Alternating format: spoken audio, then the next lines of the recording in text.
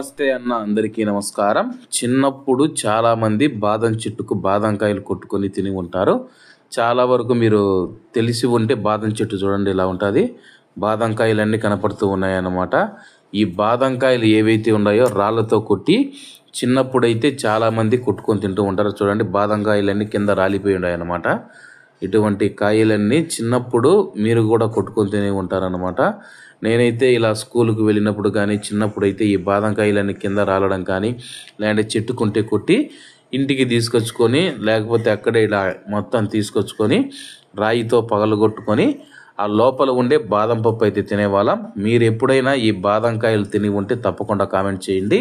మా కడపలో అయితే ఈ బాదం చెట్లు ఎక్కడో ఒకసాట వీధిలో ఒకటో రెండో కనపడుతూ ఉంటాయన్నమాట.